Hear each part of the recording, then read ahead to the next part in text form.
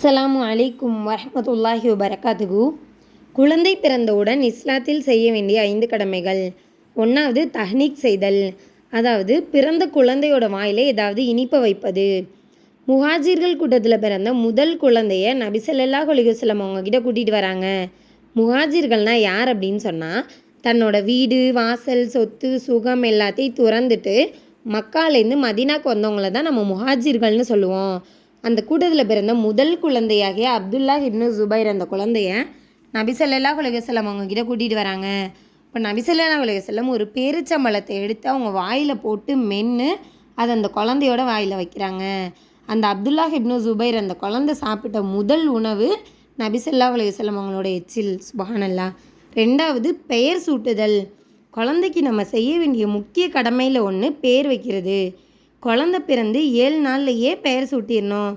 குழந்தைக்கு நம்ம வைக்கிற பேர் அர்த்தமுள்ளதாக இருக்கணும் அப்படின்னு சொல்லி நபி ஸல்லல்லாஹு அலைஹி வஸல்லம் அவங்க சொல்கிறாங்க. மறுமையில் உங்கள் தந்தை பெயருடன் நீங்கள் அழைக்கப்படுவீர்கள், ஆகையால் உங்கள் பெயரை அழகுபடுத்தி கொள்ளுங்கள் அப்படின்னு சொல்லி நபி ஸல்லல்லாஹு அலைஹி வஸல்லம் அவங்க சொல்லியிருக்காங்க. இப்போ நம்ம பெற்றோர்லாம் என்ன பண்ணுறோம், மாடல்னு நினச்சி அல்லாஹ்விற்கு இணையாக இருக்கக்கூடிய பேரை கூட நம்ம பிள்ளைங்களுக்கு வைக்கிறோம். நவுது பில்லாஹி மின்ஹா. இது அல்லாஹ்விற்கு முற்றிலும் இணை வைப்பதற்கு சமம் அப்படின்னு சொல்லி நபி ஸல்லல்லாஹு அலைஹி வஸல்லம் அவங்க சொல்லியிருக்காங்க.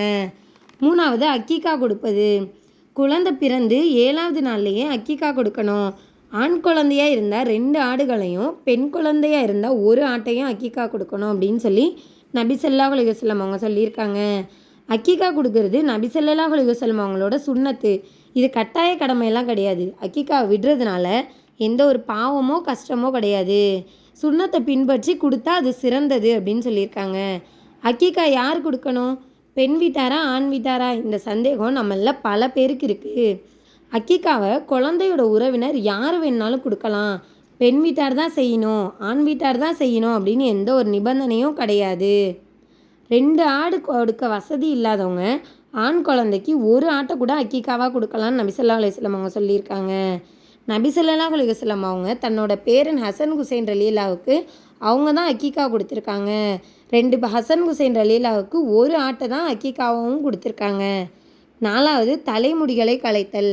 அதாவது குழந்தை பிறந்து 7வது நாள்லையே பெயர் சூட்டி அக்கீக்கா கொடுத்து தலையில் உள்ள எல்லா முடியையும் களைச்சிடணும். தலைமுடிகளை வெட்டுறதோ கத்தரிக்கிறதோ கூடாது. குழந்தை பிறந்து 7வது நாள் தலையில் உள்ள எல்லா முடியையும் மடித்து எடுத்துடணும். 5வது கத்னா என்னும் சுன்னத் செய்கிறது. அதாவது பிறக்கிற குழந்தை ஆண் குழந்தையாக இருந்தால் அந்த குழந்தைக்கு சுன்னத் செய்கிறது இஸ்லாத்தில் கட்டாய கடமை. இந்த சுன்னத் செய்கிறதுக்கு நாளோ தேதியோ கிழமையோ கிடையாது. உங்களால் எவ்வளோ சீக்கிரம் செய்கிறீங்களோ அவ்வளோ சீக்கிரம் சிறந்தது. எனவே இன்ஷால்லாஹ் நம்மளும் நபி ஸல்லல்லாஹு அலைஹி வஸல்லம் அவங்க சொல்லி தந்த சுன்னத்தின்படி வாழக்கூடிய தௌஃபீக்கை அல்லாஹ் ஜல்ல ஷானஹு தஆலா நம் அனைவருக்கும் தந்தருள் புரிவானாக. இஸ்லாம் சம்மந்தமாக மேலும் பல தகவல்களை தெரிஞ்சுக்க நம்மளோட சேனலை சப்ஸ்கிரைப் பண்ணுங்கள். அஸ்ஸலாமு அலைக்கும் வரஹ்மத்துல்லாஹி வபரகாத்துஹு.